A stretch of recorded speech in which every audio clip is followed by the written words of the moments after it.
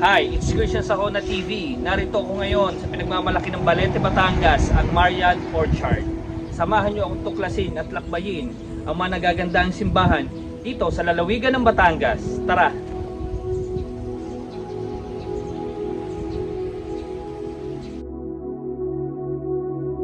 Marian Orchard is a heaven of artistry that provides either the casual adventurer of devout pilgrim with tranquility and peace of mind.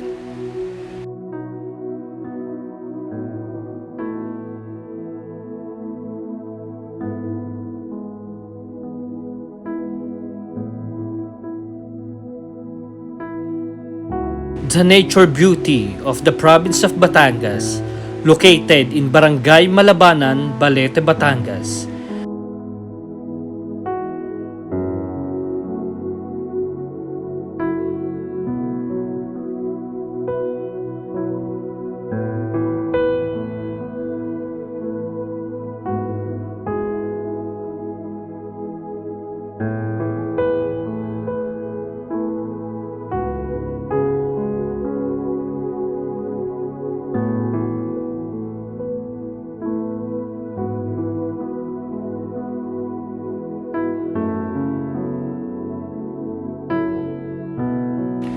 the Marian Orchard started out as anything but an orchard, according to Mr. Larry Katigbak, whose family owns the land on which it is built.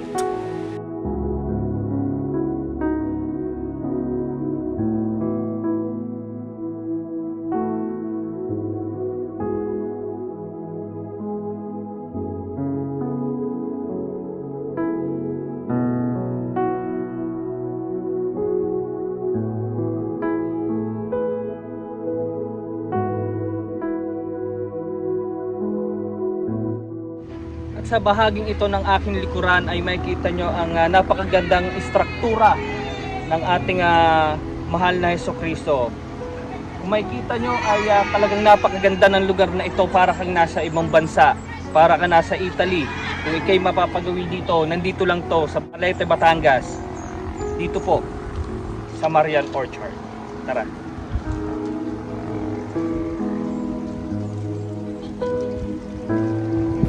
And the scenery at Marian Orchard were inspired by the beauty of religious shrines in Italy and other European countries.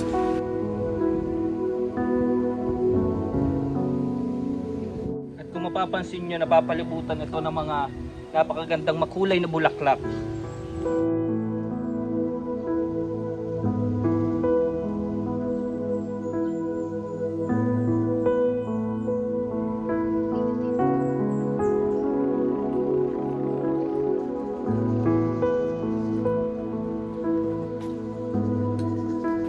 And one of the highlights in this orchard is the Sacred Heart Tower, which is a replica of Brazil's Christ the Redeemer.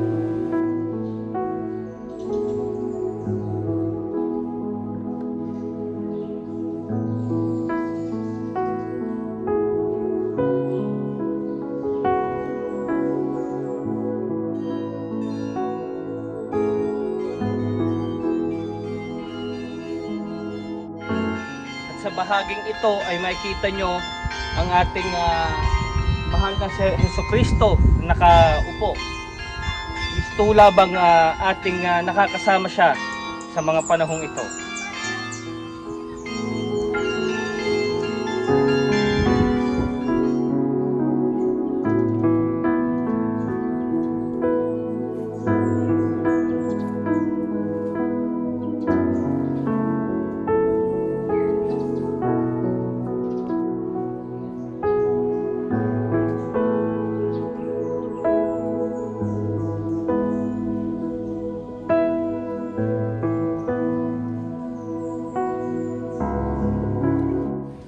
Kung ikaw naman papagawi sa strukturang ito ay sabi nila ay makikita mo daw ang view ng Taal Volcano. Halika, pasukin natin.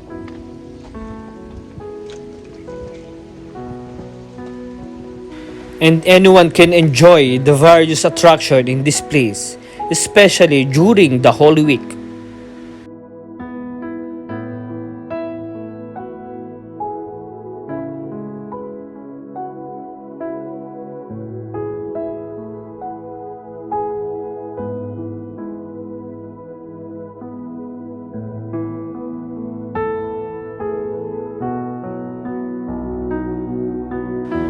At the top of the list is the Station of the Cross, a winding trail that also features prayer sheds for the faithful. Kung makikita nyo, nasa aking bandang kaliwa ang pinagmamalaki ng Batangas, ang napakagandang Taal Volcano.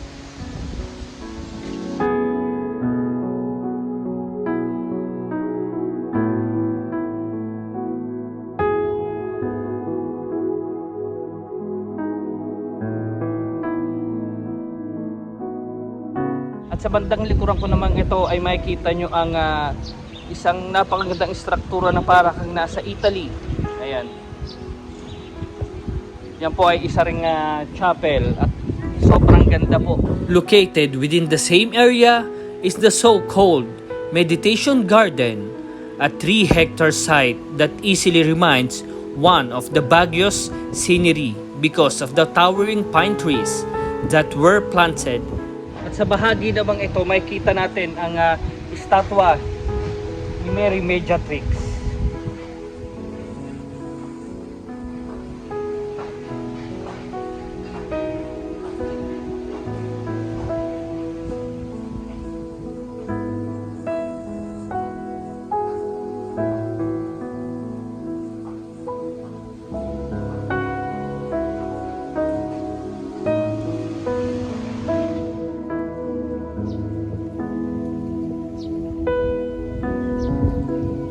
Once again, this is Christian sa Hona TV.